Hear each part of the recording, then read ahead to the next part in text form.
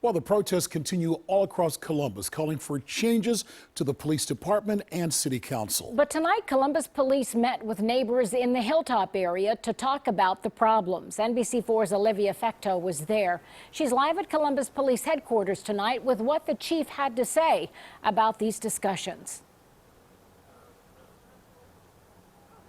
Well, Mike and Colleen, people who have been protesting across Columbus say they want to see change, but the Columbus police chief says that change will only come through talking to one another. Take a seat, meet a police officer, talk to each other.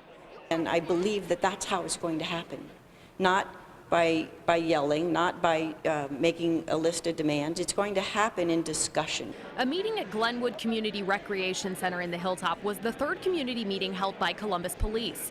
It was a chance for neighbors like Michelle Sutton to spend time with officers and have conversations.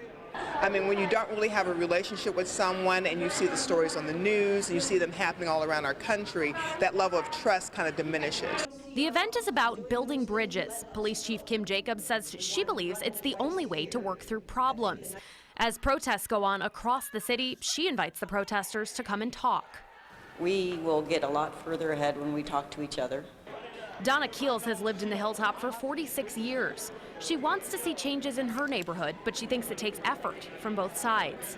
I think the police can get to know the community, sit and talk to the people, and there's always two sides to a story. So, you know, with this being able to talk to the people, I think they can convey their message, and the people get to convey their own message too. And at the end of the day, we're going to have a better relationship with everybody that came here. This was the third community meeting of its kind held by police. 2 more of them are planned. All of them are open to the public, and the chief says you can ask about anything. We are live at Columbus Police headquarters. Olivia FECTEAU, NBC4. Thanks so much, Olivia. It was an emotional day for 2 Columbus families. The families of Tyree King and Henry Green spoke out today about the police-involved shootings that took the lives of those young men, one of them a teenager. Adrienne Hood broke down in tears as she recalled her 23-year-old son, Henry Green. Diaria King says she will always remember the last time her 13-year-old grandson, Tyree King, kissed her goodbye. Both families say the community lacks trust in the police investigation process. So we want an independent investigation, and I don't think that we're asking for too much.